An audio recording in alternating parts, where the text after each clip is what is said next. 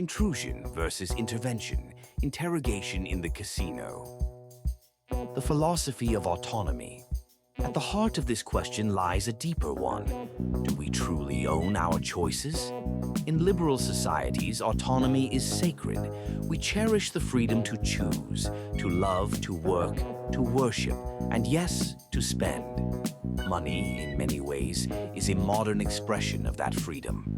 To be asked, interrogated, about your private spending can feel like a violation, not of your wallet, but of your dignity. And let's be clear, this isn't about billionaires laundering money in offshore accounts.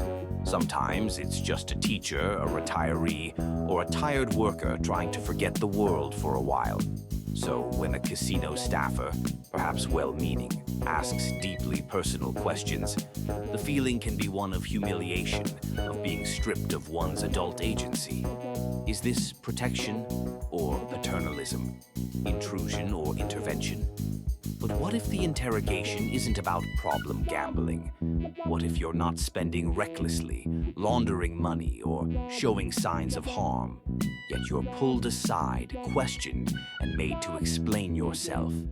You withdrew a suspicious amount of money. Where's this coming from? Why are you spending this here? And all you want to say is, it's mine. I planned for this. It's my business. Maybe it's your savings. Maybe it's a special occasion. Maybe it's money you carefully set aside from your social budget months in advance. But in that moment, it doesn't matter. The way the question is asked, direct, clinical, and without context, can feel like an accusation, like you're a suspect in your own life. There's a fine line between responsibility and intrusion. When institutions begin to question how we use our own bank accounts, the concern is no longer just addiction or crime, it's sovereignty. Sovereignty means supreme power or authority, e.g. Parliament. Who gets to decide when your financial behavior is suspicious? Is being cautious with money now cause for scrutiny? In the name of protection, we risk normalizing a culture where privacy is surrendered, not through law, but through policy. And that raises a haunting question. When does protection become surveillance? The case for interrogation. But now let's shift the lens. Gambling, for all its glamour, can destroy lives. Addiction doesn't start with recklessness. It begins with routine. A little more, then a little more. Debts accumulate, relationships falter, mental health erodes. From this view, questioning spending isn't an intrusion, it's an intervention. Casinos operate under strict regulations. They're required to spot signs of problem gambling. They're told to monitor for money laundering and protect vulnerable individuals. These aren't arbitrary rules. They're responses to real harm.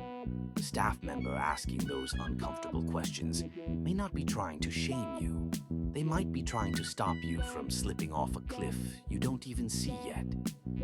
Between surveillance and support. So we find ourselves caught between two moral worlds. In one, personal freedom is paramount, even if it leads to self-destruction. In the other, society bears a responsibility to protect, even at the cost of privacy.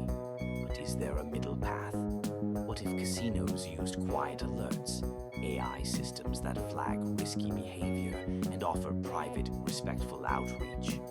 What if gamblers could opt into protection, set their own limits, choose how they're checked in on, and when?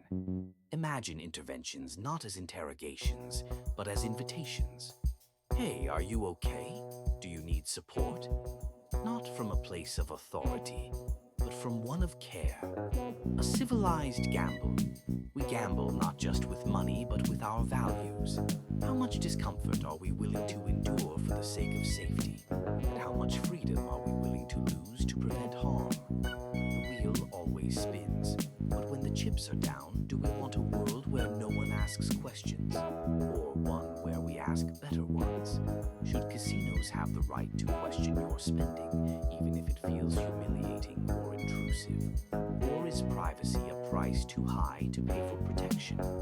Let us know in the comments. Where do you draw the line?